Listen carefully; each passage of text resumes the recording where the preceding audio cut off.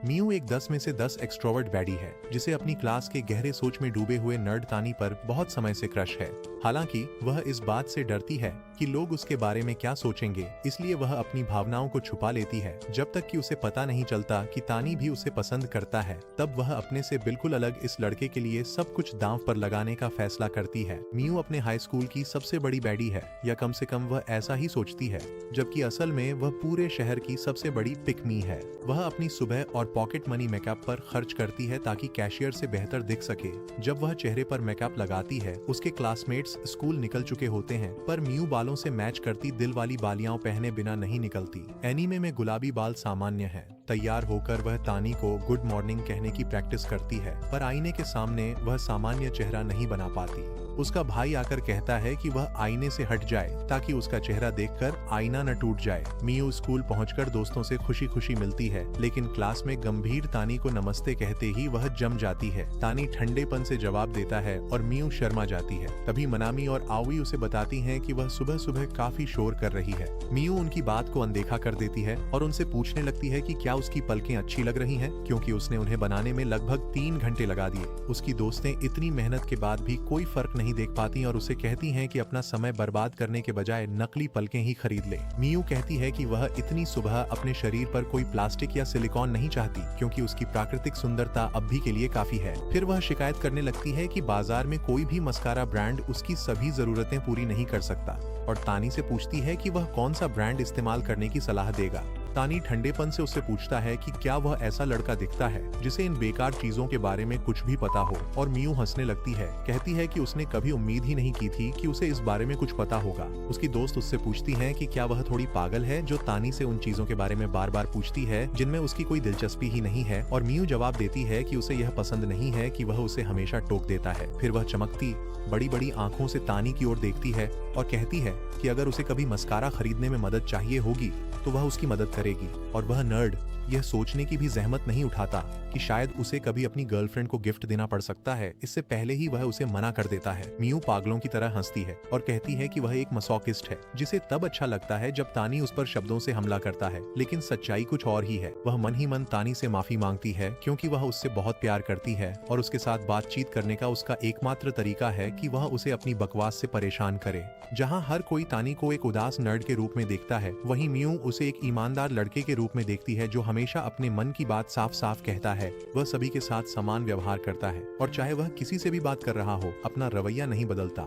यही वे बातें थीं जिनकी वजह से मियू को उससे प्यार हो गया, और जब उसकी सीट तानी के ठीक बगल में लगाई गई तो उसे लगा जैसे कोई चमत्कार हो गया हो। वह तानी का अभिवादन करते समय बहुत घबराई हुई थी, लेकिन उसका जवाब इतना छोटा और सोचा समझा था कि उसे लगा जैसे वह उससे जवाब देने के लिए चैट जीपीटी का इस्तेमाल कर रहा है। वह उससे छोटी छोटी बातें करने की कोशिश करती रही, लेकिन तानी हमेशा दूरी बनाए रखता, और इससे मियू और भी ज्यादा पागल हो गई।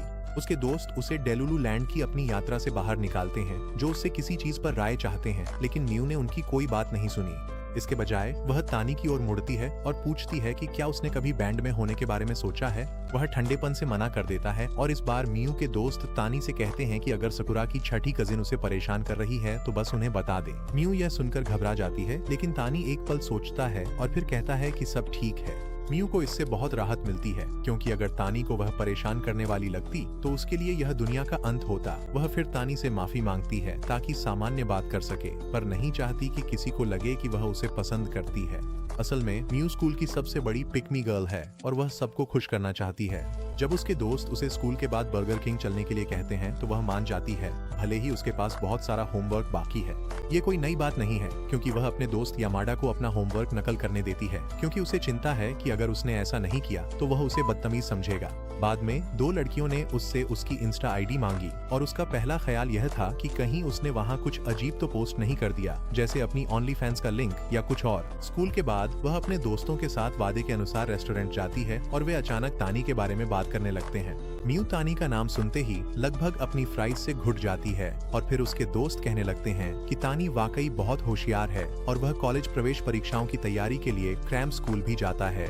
मियू हैरान रह जाती है, क्योंकि उसे यह पता नहीं था, और उसके जख्मों पर नमक छिड़कते हुए उसके दोस्त कहते हैं कि उनके ग्रुप में तानी के सबसे करीब वही है। ये सुनकर वह अपने ड्रिंक से घुट जाती है और सारा दोष अपनी उस गैग रिफ्लेक्स पर डालती है जिसे उसने ठीक से ट्रेन नहीं किया है। सौभाग्य से एक और दोस्त किसी सेलिब्रिटी की गॉसिप छेड़ देती है और मियू तुरंत उस पर कूद पड़ती है ताकि अपने क्रश से जुड़ा विषय बदल सके। वह खुद को डूबता हुआ महसूस करती है क्योंकि वह लगातार माहौल को पढ़ने की कोशिश करती है ताकि सब कुछ संभाल सके, और आखिर में वह स्कूल के टॉयलेट में अंदर से थकी हुई रह जाती है क्योंकि वह सारी फ्राइज नहीं संभाल पाई। मियू अकेले घर जाने का फैसला करती है और जैसे ही वह बेफिक्री से जम्हाई लेती हुई बाहर निकल रही होती है, वह देखती है कि तानी अपने लॉकर बंद कर रहा है। उसे देखकर वह घबरा जाती है और पूछती है वह अभी तक घर क्यों नहीं गया। तानी जवाब देता है कि कुछ कमेटी का काम था और मियू तुरंत इस मौके का फायदा उठाकर उसके बारे में और निजी जानकारी जानने की कोशिश करती है। वह पूछती है कि वह घर जाने के लिए कौन सा रास्ता लेता है और उसकी पूरी हैरानी के लिए तानी भी उसी रास्ते से जाता है जिससे वह जाती है। वह तुरंत इधर उधर देखती है कि कहीं कोई देख तो नहीं रहा और फिर अपनी सारी हिम्मत जुटाकर तानी से पूछती है कि क्या वे साथ में घर जा सकते हैं। उसे लगता है जैसे उसका दिल इस रफ्तार से उसके मुंह से बाहर निकल जाएगा, लेकिन तानी उसकी बात मान लेता है। जब वे घर की ओर साथ चल रहे होते हैं, मियू कहती है कि वे कभी एक दूसरे से नहीं टकराए जबकि उनके घर एक ही दिशा में हैं, और तानी बस सिर हिला देता है। ये बात उसे सचेत कर देती है और वह मजाक में कहती है कि चूंकि वह सुबह अपने चेहरे पर मेकअप लगाने में व्यस्त रहती है और शाम को अपने दोस्तों के साथ मस्ती करती है, इसलिए यह कोई हैरानी की बात नहीं है कि वह उसे नहीं देख पाती। तानी इस पर भी बस सिर हिला देता है और मियू सोचने लगती है कि आखिर वह उससे क्या बात करे। वह अचानक बोल पड़ती है कि वह अपने दोस्तों के साथ पहले बर्गर किंग गई थी और बंस के अंदर जो मांस था वह इतना बड़ा था कि उसमें मुश्किल से ही समा पा रहा था। यही तो उसने कहा था। वह यह बात बोलने के बाद घबरा जाती है, लेकिन तानी उससे पूछता है कि क्या बर्गर स्वादिष्ट था। तानी की दिलचस्पी देख मियू की घबराहट मिट गई और वह यह मौका नहीं छोड़ना चाहती थी। उसने साथ खाने चलने को पूछा, इनकार के लिए तैयार होकर, पर तानी मान गया। मियू हैरान रह गई। उसे लगा तानी बस शिष्टाचार दिखा रहा है, पर वह जानती थी कि तानी अपना व्यवहार नहीं बदलता, यानी उसने सच में हाँ कहा था।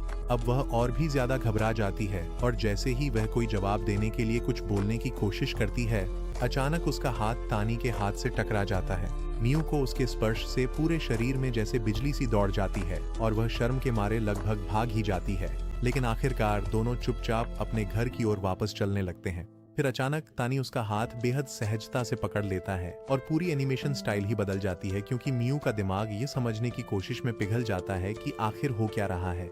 वह सोचती है कि कहीं वह सपना तो नहीं देख रही, लेकिन तभी तानी सामने से कुछ लड़कियों को आते देखता है और फुर्ती से उसका हाथ छोड़ देता है। मियू इस पर अपनी परिकथा जैसी एनिमेशन से बाहर आ जाती है और उसे याद ही नहीं रहता कि उसके बाद वह घर कैसे पहुंची। उसका भाई उसे दरवाजे के सामने उदास पड़ी हुई पाता है और जब मियू उसे नमस्ते करते हुए अपने हाथ की ओर देखती है तो वह फिर से घबरा जाती है। वह बार बार सोचती रहती है कि तानी ने उसका हाथ कैसे पकड़ा था और उसे लगता है कि इस हालत में वह सो नहीं पाएगी, लेकिन यह एक बहुत बड़ा झूठ है और वह जल्दी ही मरे हुए इंसान की तरह गहरी नींद में सो जाती है। अगली सुबह वह अपने बिस्तर से लुढ़क कर उठती है और जब वह समय देखती है तो पाती है कि वह स्कूल के लिए बहुत देर कर चुकी है। वह घबरा जाती है और जल्दी जल्दी तैयार होती है, लेकिन जब वह नीचे पहुंचती है तो देखती है कि उसका पूरा परिवार पहले ही अपने अपने ऑफिस के लिए निकल चुका है। मियू को यह सोचकर बहुत शर्मिंदगी होती है कि वह पहली बार लेट हो रही है और लोग उसे जज करेंगे, लेकिन फिर उसे एहसास होता है कि बहुत ज्यादा लेट होना शायद उसे कूल भी दिखा सकता है।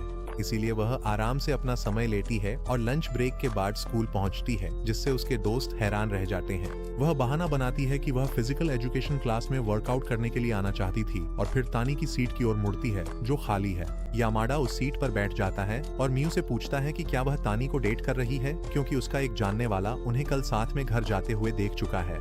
मियू का दिमाग यह सोचकर घबरा जाता है कि जिसने भी उन्हें देखा उसने शायद उन्हें हाथ पकड़ते हुए भी देख लिया हो। वह तानी के साथ किसी भी तरह के संबंध से इनकार करने की कोशिश करती है, तभी अचानक तानी कक्षा में लौट आता है और यामाडा से कहता है कि वह उसकी सीट पर बैठा है।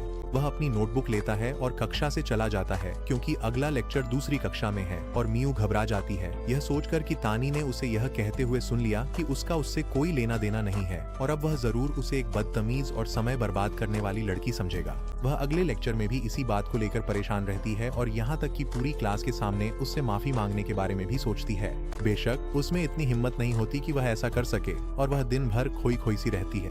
जब क्लास खत्म हो जाती है और तानी अपना बैग पैक करने लगता है तो मियू अपनी घबराहट पर काबू पाने की कोशिश करती है और उससे माफी मांगने का सोचती है।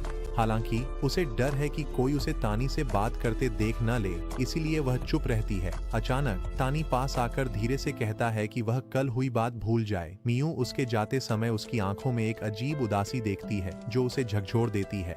ठीक उसी समय उसकी दोस्तें वहां आ जाती हैं और उसे फिर से किसी बेवकूफी भरी चीज के लिए बुलाने लगती हैं और यामाडा पूछती है वह तानी से क्या बात कर रही थी। मियू तय करती है कि अब वह अपने जज्बातों को सिर्फ दूसरों के जज करने के डर से नहीं छुपा सकती और वह अपने दोस्तों को स्वीकार करती है कि वह तानी से एक तरफा और गहरे प्यार में है। वह यह भी कबूल करती है कि उसने कल तानी को अपने साथ घर चलने के लिए बुलाया था और फिर अपने दोस्तों से पूछती है कि क्या उसने कुछ गलत किया। ये सुनकर सब चौंक जाते हैं और यामाडा को सबसे ज्यादा घबराहट होती है क्योंकि उसे याद आता है कि दोपहर में वह मियू को तानी को लेकर चिढ़ा रहा था। वह उससे कहता है कि उसे अपनी भावनाओं के बारे में पहले ही अपने दोस्तों से बात कर लेनी चाहिए थी क्योंकि वे जरूर उसकी मदद करते। इसी बात पर मिनामी मियू को याद दिलाती है कि तानी पहले ही जा चुका है और अगर वह उससे मिलना चाहती है तो उसे जल्दी करनी चाहिए। मियू तुरंत अपना बैग उठाती है और जितनी तेज दौड़ सकती है दौड़ने लगती है, जो सच कहें तो बहुत तेज नहीं है। अपने दोस्तों से अपनी भावनाएं बताने के बाद उसे एक जबरदस्त आत्मविश्वास मिला है और अब वह उसी आत्मविश्वास के साथ तानी से अपने दिल की बात कहना चाहती है। दूसरी ओर तानी आधे रास्ते घर पहुंच चुका है और वह सोचने लगता है कि कल उसने एक पल की कमजोरी में कैसे हार मान ली थी। वह हमेशा अकेला ही रहा है और कभी किसी लड़की ने उस पर ध्यान नहीं दिया। तो जब मियू ने उससे दोस्ताना व्यवहार करना शुरू किया तो उसने सोचा कि यह बस उसकी आदत है। हालांकि कल उसे इतना बेचैन देखकर वह खुद को रोक नहीं पाया और सोचने लगा कि शायद वह उसमें दिलचस्पी रखती है। अब उसे ऐसा लगता है जैसे वह अकेला और हताश लड़का है जिसने एकमात्र दोस्ताना लड़की पर आगे बढ़ने की कोशिश की।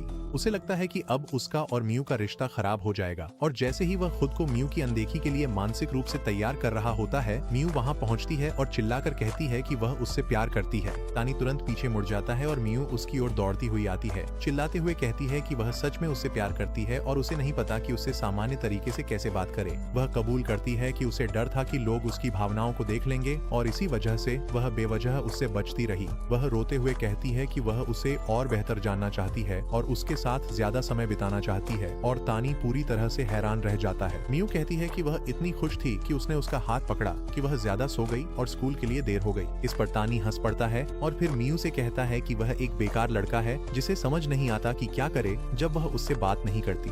वह शर्म से लाल हो जाता है और पूछता है कि क्या वह उसके जैसे बेकार इंसान के साथ ठीक रहेगी और मियू उसकी प्यारी सी शक्ल देखकर पागल हो जाती है। फिर वह अचानक रोने लगती है क्योंकि वह उसे उसके सारे भावनात्मक बोझ के साथ स्वीकार कर लेती है और तानी अपना रूमाल निकालकर उसके आंसू पोंछने लगता है। वह अचानक रुक जाता है और कहता है कि ऐसे करने से उसका मस्कारा उतर सकता है और मियू और भी जोर से रोने लगती है क्योंकि वह खुश है कि तानी आखिरकार उस पर ध्यान दे रहा था। अगली सुबह तानी अपने अलार्म बजते ही कुछ ही सेकंड में उठ जाता है, जो कि ऐसी बात है जिससे मैं कभी खुद को जोड़ नहीं पाता। वह खिड़की से बाहर बिना किसी भाव के देखता है और फिर स्कूल जाने से पहले अपनी मोटी बिल्ली को गले लगाता है और अपनी दादी को अलविदा कहता है। जैसे ही वह ट्रैफिक क्रॉसिंग पर खड़ा होता है और आम लोगों की तरह अपने फोन को देख रहा होता है, यामाडा वहां दौड़ते हुए आती है और उसे जोर से पीठ पर थपथपाकर गुड मॉर्निंग कहती है। तानी इस पर हैरान रह जाता है और तुरंत यामाडा से पूछता है कि क्या मियू ने उसे कुछ बताया है। यामाडा कहता है कि उसकी प्रवृत्ति अच्छी है और तानी सोचता है कि यह तो बहुत ही सामान्य तर्क है क्योंकि सुबह सुबह उसकी पीठ पर थप्पड़ मारने का और कोई कारण नहीं हो सकता। यामाडा हंसते हुए कहता है कि अब जब तानी मियू के करीब है तो उसे उसके दोस्तों के भी करीब होना पड़ेगा। ये सुनकर तानी घबरा जाता है क्योंकि उसे इंसानों के संपर्क से एलर्जी है।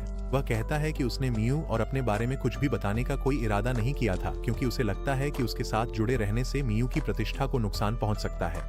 यामाडा यह सुनकर हंसता है और तानी से पूछता है कि क्या वह सच में सोचता है कि मियू की इतनी प्रतिष्ठा है जो गिर सकती है। वह कहता है कि यह तो साफ है कि तानी उसकी इतनी परवाह करता है क्योंकि वह उससे प्यार करता है। यामाडा उसे बताता है कि उसे ज्यादा चिंता नहीं करनी चाहिए क्योंकि मियू ने कहा था कि सब ठीक है और कल उसने पूरी क्लास के सामने चिल्लाकर कहा था कि वह उससे प्यार करती है, तो लगभग सभी को पहले से ही पता है। यह सुनकर तानी हैरान रह जाता है, लेकिन यामाडा लगातार बोलता रहता है कि मियू के सभी दोस्त उसका समर्थन करते हैं। वह उसे आश्वस्त करता है कि मियू चाहे कुछ भी हो जाए, उनके स्कूल की लोकप्रिय बैडी बनी रहेगी और बस एक ही चीज बदली है, यामाडा की नजरों में तानी का मनोरंजन मूल्य। तानी को एहसास होता है कि यामाडा से बात करना वाकई काफी आसान है और इसी के बदले में वह उसे कुछ टॉफियां देता है।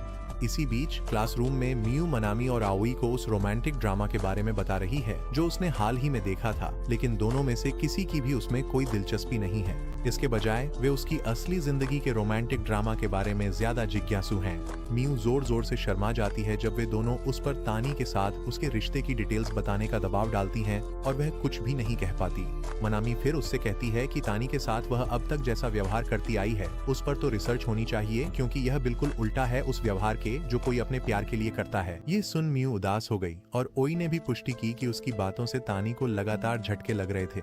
इतने कम समय में ही मनामी ने एआई द्वारा लिखा एक आर्टिकल ढूंढ लिया है जिसमें बताया गया है कि अपने पार्टनर से कैसे बात करनी चाहिए, और मियू तय करती है कि वह इससे कुछ सबक लेगी। आर्टिकल में लिखा है कि उसे दिन भर बेकार की बातें करने के बजाय एक अच्छा श्रोता बनना चाहिए। इसमें यह भी बताया गया है कि उसे अच्छे सवाल पूछने चाहिए और यह दिखाना चाहिए कि वह ध्यान दे रही है, न कि चुप्पी साधकर सामने वाले को अधर में छोड़ देना चाहिए। मियू खुद को और भी ज्यादा अपराध बोध में डूबता हुआ महसूस करती है क्योंकि उसने ठीक इसका उल्टा किया है, लेकिन जैसे ही उसे एहसास होता है कि अब वह तानी को आधिकारिक रूप से डेट कर रही है, वह बेहद खुश हो जाती है। हालांकि जैसा कि सभी लड़कियों के साथ होता है, उसे भी भयानक मूड स्विंग्स होते हैं और वह तुरंत उदास हो जाती है, यह सोचकर कि शायद उसके लिए चीजें ठीक से काम न करें। अचानक उसकी भावनाओं की रोलर कोस्टर एक और दिशा में मुड़ जाती है और वह घोषणा करती है कि वह तानी के लिए सबसे बेहतरीन गर्लफ्रेंड बनेगी। आओई उससे पूछती है कि सबसे बेहतरीन गर्लफ्रेंड क्या करने वाली है, और मियू शर्मा जाती है और उंगलियों से इशारा करने वाला इमोट करने लगती है, यह कहते हुए कि वह आज तानी से साथ में घर चलने के लिए कहेगी। इसके तुरंत बाद तानी क्लास में पहुंचता है और आओई उससे पूछती है कि क्या उसे यह ठीक लगता है कि वे हमेशा की तरह मियू की सीट के पास फ्री टाइम में घूमते रहे। तानी उन्हें बताता है कि यह बिल्कुल ठीक है और मियू ऐसे बर्ताव करने लगती है जैसे उसे दुख हुआ हो, मानो वह अपना फ्री टाइम उसके साथ बिताना चाहती थी। यह सुनकर तानी सचेत हो जाता है और तुरंत पूछता है कि क्या उसे उसकी दोस्तों को भेज देना चाहिए था, और उसकी प्यारी मासूमियत लड़कियों को गंभीर भावनात्मक चोट पहुंचाती है। वे मियू को उसकी अल्टीमेट गर्लफ्रेंड वाली जिम्मेदारी निभाने के लिए प्रोत्साहित करते हैं और वह घबराई हुई तानी की ओर मुड़ती है। वह उसकी सच्ची नजरों से नजर नहीं मिला पाती और अपनी आंखें ढक लेती है। फिर पास आकर पूछती है कि क्या वे बाद में साथ में घर जा सकते हैं। स्कूल के बाद तानी मियू के साथ चलता है, जो अपनी घबराहट के कारण ठीक से चल भी नहीं पा रही है। दोस्त पीछे हैं ताकि सपोर्ट दे सकें, पर मियू उन्हें महसूस नहीं करती। वह सबको नमस्ते कहती है और सब जवाब देते हैं, पर बगल में चल रहे तानी को कोई नहीं देखता। घर लौटते समय सन्नाटा छा गया। मियू को एआई का लेख याद आया जिसमें सुनने और रुचि लेने की बात थी, पर तानी के चुप रहने पर यह सब बेकार था। वह भी इस खामोशी से परेशान है और कुछ बोलने की कोशिश करता है, लेकिन आखिरकार वह कुछ नहीं कह पाता और चुप ही रहता है। मियू ये देखती है और समझ जाती है कि यह उसके लिए तानी के बारे में और जानने का मौका है। वह पूछती है कि वह क्या कहने वाला था, लेकिन वह कहता है कि कुछ नहीं और चलता रहता है। यही मियू का उत्साह खत्म हो जाता है और वह सोचने लगती है कि क्या तानी सच में उसके साथ रहकर मजा कर रहा है। जल्द ही वे उस मोड़ पर पहुंच जाते हैं जहां उनके रास्ते अलग हो जाते हैं और मियू निराश हो जाती है कि दिन वैसा नहीं बीता जैसा वह चाहती थी। वह भारी मन से तानी को अलविदा कहती है, लेकिन वह अचानक उसका हाथ पकड़ लेता है और पूछता है कि क्या उसके पास कुछ मिनट हैं बात करने के लिए। मियू तुरंत हाँ कहती है और दोनों एक पार्क की ओर जाते हैं जहां तानी उसे बताता है कि सुबह यामाडा ने उससे कैसे संपर्क किया था।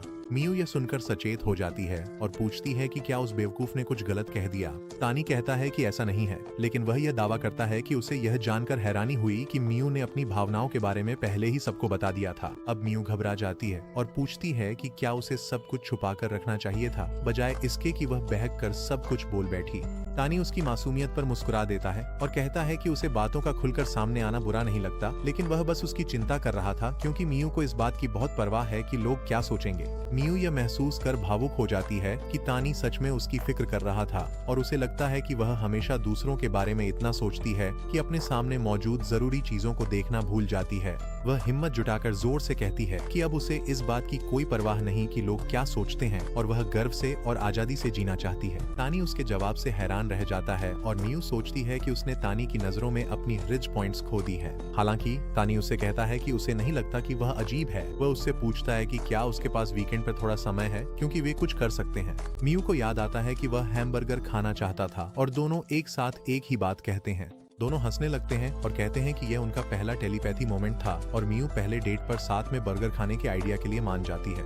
तानी तुरंत ही डॉलर स्टोर गूगल पर पास के रेस्टोरेंट्स देखने लगता है, लेकिन उसकी सर्च हिस्ट्री सामने आ जाती है जिसमें वह यह जानने की कोशिश कर रहा था कि अपनी गर्लफ्रेंड से कैसे बात करें। जैसे ही उसे एहसास होता है कि वह पकड़ा गया है, तानी बहुत शर्मिंदा हो जाता है और अपना फोन छुपा लेता है, फिर अचानक ऐसे भाग जाता है जैसे उसे उसैन बोल्ट का रिकॉर्ड तोड़ना हो। हालांकि मियू उसे पकड़ लेती है और उसे डरावनी नजरों से घूरने लगती है। तानी उससे कहता है कि वह जो कुछ भी उसने देखा उसे भूल जाए, लेकिन वह मना कर देती है और कहती है कि वह अपनी जिंदगी में इस पल को कभी नहीं भूल सकती। वह कहती है कि उसे यह जानकर बहुत खुशी हुई कि तानी उसके बारे में तब भी सोचता है जब वह आसपास नहीं होती, क्योंकि उसे लगा था कि सिर्फ वही नर्वस रहती है। यह सुनकर तानी धीरे से उसका हाथ पकड़ता है और फिर पास आकर वे 3 जादुई शब्द कहता है, जिससे मियू का दिल जोर जोर से धड़कने लगता है। तानी कहता है कि वह अपनी भावनाएं शब्दों में पहले भी बताना चाहता था, लेकिन हिम्मत नहीं जुटा पाया। मियू का दिल इतनी तेज धड़कने लगता है कि उसका शरीर गर्म हो जाता है और भाप निकलने लगती है, लेकिन फिर वह खुद को शांत कर लेती है ताकि उनका रिश्ता और मजबूत हो सके।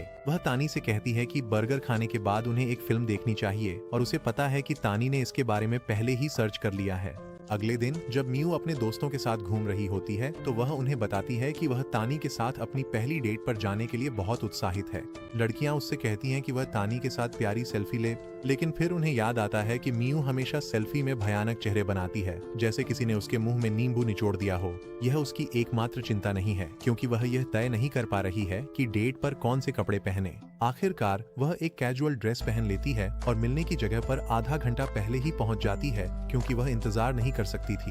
वह बहुत पसीना पसीना हो जाती है और सोचती है कि क्या उसे पास के किसी कैफे में जाकर आराम करना चाहिए, लेकिन फिर उसके ख्याल तानी की ओर चले जाते हैं कि वह क्या पहन कर आएगा। ठीक उसी समय तानी भी वहां पहुंच जाता है, हमेशा की तरह साधारण कपड़े पहने हुए, लेकिन इतना ही मियू का दिल धड़काने के लिए काफी है। उसे एहसास होता है कि वह भी 20 मिनट पहले आ गया है और वे तय करते हैं कि इस समय का अच्छा इस्तेमाल करते हैं और तुरंत बर्गर जॉइंट की ओर बढ़ जाते हैं। उनका ऑर्डर जल्दी आ जाता है और जैसे ही वे खाना शुरू करते हैं, मियू को याद आता है कि वह भैंस की तरह बेढंगे तरीके से खाती है और वह नहीं चाहती कि तानी उसका यह रूप देखे। वह देखती है कि तानी छोटे छोटे सलीकेदार कौर ले रहा है, तो वह भी उसकी नकल करने का फैसला करती है और बर्गर की एक एक परत को अलग अलग खाती है। हालांकि इसका नतीजा ये होता है कि वह पूरी सलाद की पत्ती खींच लेती है और उसे गाय की तरह चबाने लगती है। वह शर्मिंदा हो जाती है, लेकिन इस बात को छुपाने के लिए कहती है कि किसी भी जगह पर मुंह बड़ा खोलना महिलाओं के लिए ठीक नहीं है। तानी इससे सहमत नहीं होता और उसे बताता है कि खाने का असली मजा बड़े कौर लेने में ही है।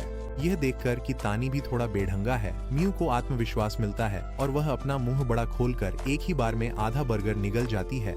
इसके बाद वे मॉल में घूमते हैं और फिर एक यति और एक चुड़ैल पर बनी फिल्म देखने चले जाते हैं। मियू फिल्म के दौरान जोर जोर से रोने लगती है और जैसे ही वे बाहर आते हैं, वह अपना मेकअप ठीक करने के लिए जल्दी से टॉयलेट चली जाती है। जब वह वापस बाहर आती है तो देखती है कि तानी फिल्म के कटआउट के पास खड़ा है और उसे याद आता है कि उसके दोस्तों ने तस्वीरें मांगी थीं। वह कल्पना करती है कि किसी से तस्वीरें खिंचवाने के लिए कहे, लेकिन तुरंत ही शर्मिंदा हो जाती है और यह विचार छोड़ देती है। तभी तानी सुझाव देता है कि वे सामने वाली दुकान देखें जहां फिल्म का मर्चेंडाइज बिक रहा है। मियू उन चीजों में काफी दिलचस्पी दिखाती है और जब तानी पूछता है कि क्या उन्हें अपनी पहली डेट की याद में कुछ खरीद लेना चाहिए, तो वह उसे एक ऐसे पैमाने पर 70 लाख अंक देती है जिसे वह समझ ही नहीं पाता। खैर, इसके बाद वे बैठकर फिल्म पर चर्चा करते हैं और मियू लगातार इस बात की तारीफ करती रहती है कि यति परिवार कितना प्यारा था। हालांकि अब उसे किसी भी किरदार का नाम याद नहीं है और तानी उसे हर बार संकेत मिलने पर सारी जानकारी बताता रहता है। मियू इस बात से प्रभावित होती है कि तानी सब कुछ याद रख सकता है क्योंकि वह खुद नहीं रख पाती, और तानी उससे पूछता है कि क्या उसने सच में फिल्म ध्यान से देखी थी।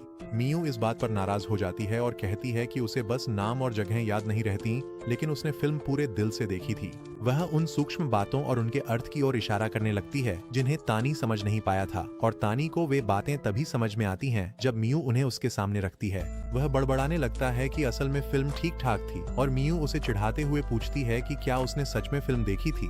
हालांकि इससे मियू को एहसास होता है कि शायद तानी को इस तरह की फिल्में पसंद नहीं है। बाद में जब वे घर लौट रहे होते हैं, मियू बहुत खुश होती है क्योंकि उसने आज वह सब कुछ किया जो वह चाहती थी। उसने अपनी पसंद के बर्गर खाए और यहाँ तक कि अपनी पसंद की फिल्म भी चुनी। अचानक उसे ट्रक खून की तरह एहसास होता है कि वह कितनी स्वार्थी लड़की रही है जिसे तानी की चाहतों की कोई परवाह ही नहीं थी। खैर, वे ट्रेन से उतरते हैं और घर की ओर चलने लगते हैं। मियू धीरे से तानी की उंगलियां पकड़ती है, यह उम्मीद करते हुए कि वे दोनों लंबे समय तक साथ साथ चलें। तानी उसके इशारे से हैरान हो उसका हाथ कसकर थाम लेता है और वे साथ चलते हैं। उत्साहित म्यू ने कहा कि उसे बहुत मजा आया और अपनी पसंद थोपने के लिए माफी मांगी।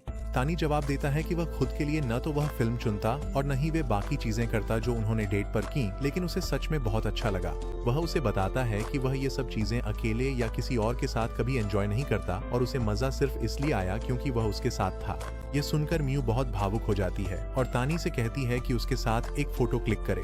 तानी उसकी इस मांग से चौंक जाता है, लेकिन म्यू उसे बताती है कि उसे उनकी पहली डेट की याद के लिए एक फोटो चाहिए। वह दोनों एक साथ सेल्फी क्लिक करती है और उसके तुरंत बाद वे चौराहे पर पहुंच जाते हैं। म्यू तानी को अलविदा कहती है, लेकिन तानी उसकी शर्ट को घूरता रहता है। वह विकृत न लगे इसलिए कहता है कि शर्ट पर पांडा बहुत प्यारा है और यह सुनकर म्यू पिघल जाती है। वह घर की ओर दौड़ती है, खुद को दिव्य ऊर्जा से भरी हुई महसूस करती है और खुद एक ब्रह्मांडीय पांडा बन जाती है। पर सेल्फी देखते ही उसका उत्साह ठंडा पड़ गया क्योंकि उसने डरावना चेहरा बनाकर फोटो बिगाड़ दी थी। लेकिन यहीं पर यह वीडियो खत्म होता है। याद रखें, चैनल को लाइक और सब्सक्राइब जरूर करें। इस वीडियो को अंत तक पूरा देखने के लिए आपका बहुत बहुत धन्यवाद और हम आपसे बहुत जल्द अगली वीडियो में फिर से मिलेंगे।